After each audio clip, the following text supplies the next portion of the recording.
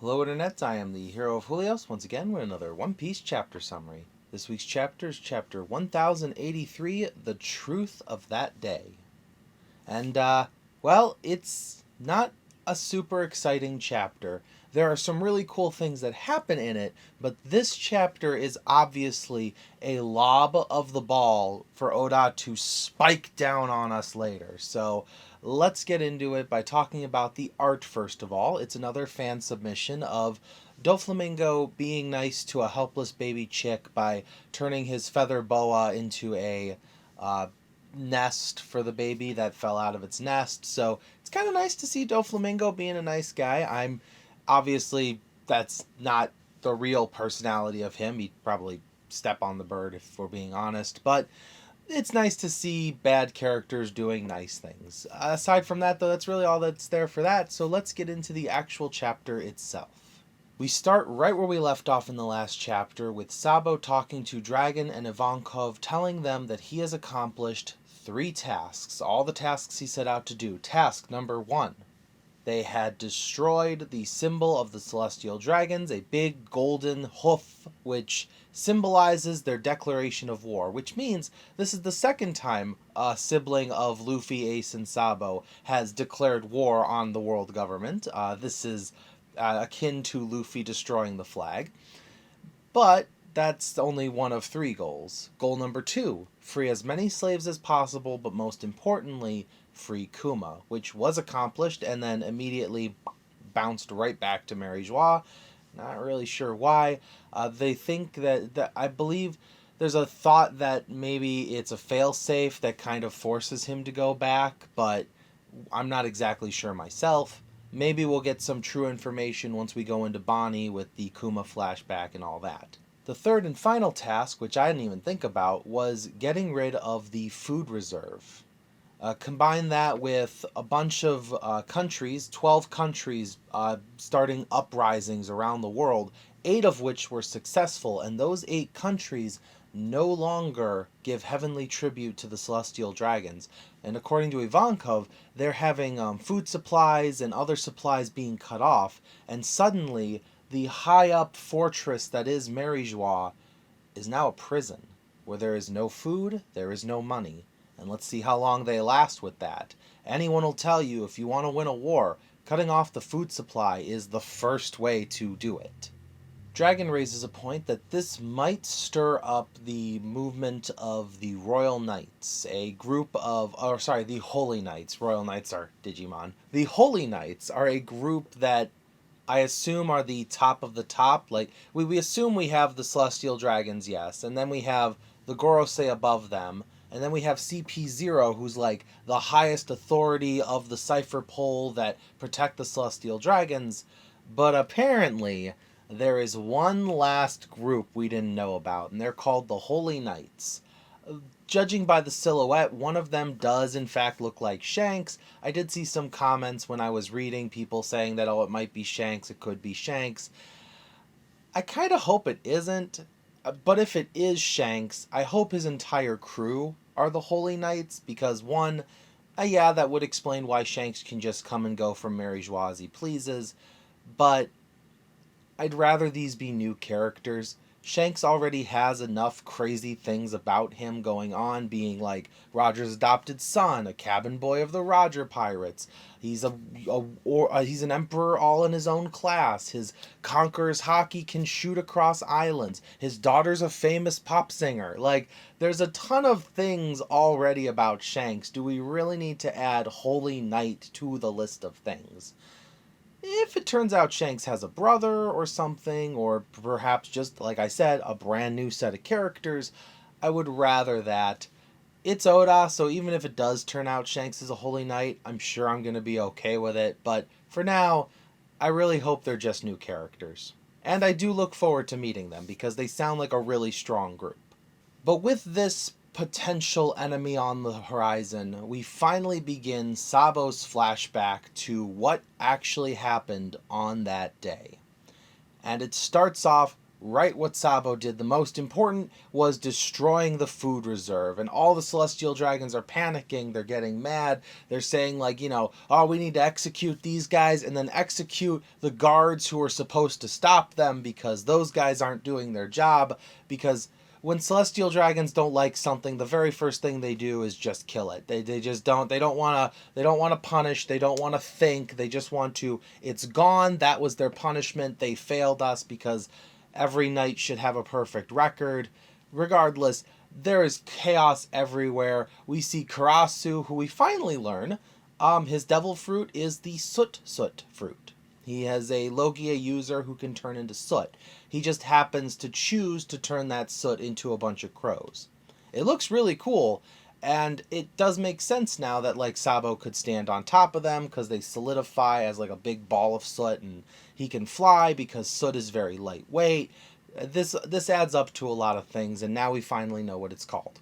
Lindbergh is flying around freeing the different slaves, while Karasu and Morley are taking on Fujitora and Aramaki. And they're actually holding their own pretty well. Granted, I will say that I'm going to guess the admirals are a little stronger because the admirals, unlike the revolutionaries, they have to actually think about collateral damage. Like Fujitora was like, I'm just going to drop a meteor on them, and they're just like, don't do that. Oh, okay, fine, I'll fight them normally.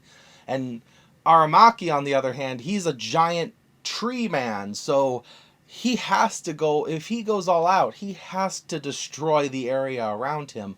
Unfortunately for him, as he's fighting Morley, he looks down and he sees that there's a couple celestial dragons who are just standing there like idiots because celestial dragons are not that smart. And the one looks up at him and goes, "You are going to be executed if any of us gets hurt." And poor dude, I actually, despite everything wrong with him, I actually feel bad for Green Bull here of just looking down like, let me do my job. Please go away. What do you want me to do? Like, he is fighting with a huge handicap here despite his amazing devil fruit. Same with Fujitora. And as they're discussing this, as they're fighting, a group is discussing this, watching them. It's the rest of CP9. You got Jabra, Califa, Bluno, Fukuro, and why am I blanking on his name? I was blanking on this name when I was telling my brother about this.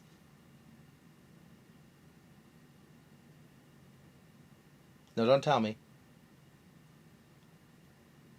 Kumadori. Why do I keep forgetting Kumadori's name for some reason? I've been forgetting his name a lot lately because, I don't know, just recent conversations. But yeah, the rest of CP9 is in fact CP0. We know that Lucci and Kaku are already, doing things out at Egghead Island, but this is what the rest of the group is doing now. I still want to know the story behind that. I want to know how they got the promotion instead of getting executed for their failure, but however that happened.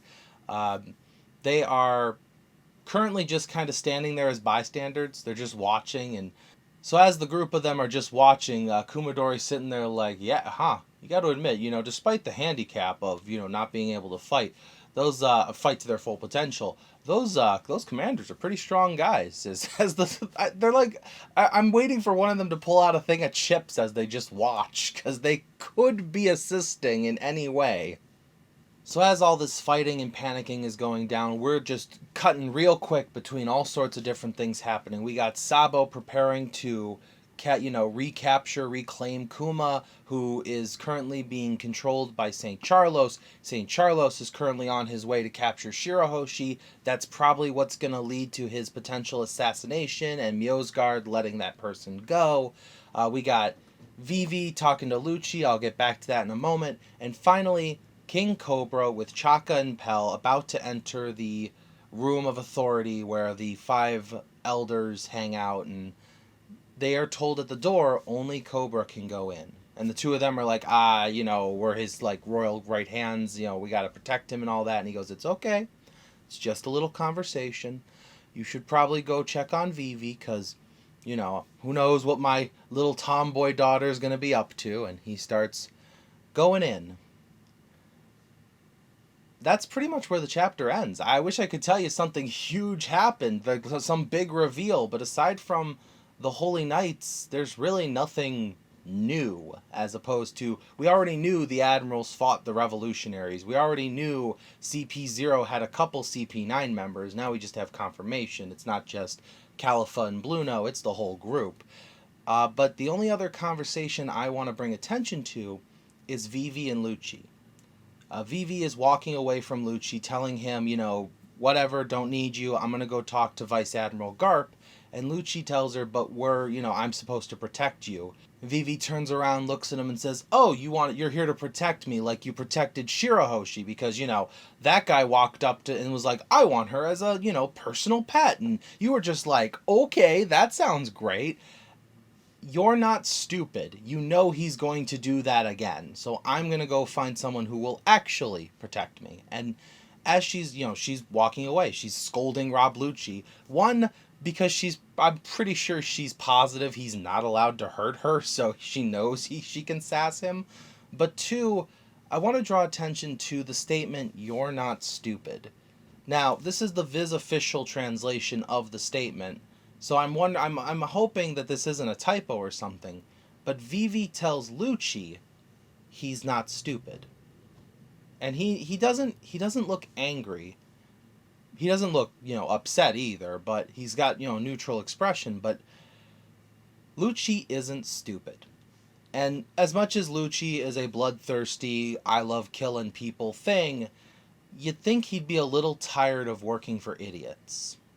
Considering everything Spandam had put him through as an employee, Lucci is clearly worth more than the positions he's been put in. And it's interesting to hear somebody outside of the world government say that to him. So I'm wondering if maybe between this conversation with Vivi, between what's happening on Egghead right now, maybe Lucci's gonna go through a change. I am definitely not saying redemption arc. There's no going back. That guy literally loves to kill people. But maybe Lucci might not work for the government as religiously as he used to. But that's all speculation. Pretty much the entire chapter is just setting up for the inevitable bombshells we're going to get next time. There is a new chapter next week, no break, which is nice. So I'm hoping that'll pick up right back because we're in a flashback. Oda usually doesn't cut away from those. So thank you for watching as always. I will see you in the next video. This is the Hero of Julios, Xing out.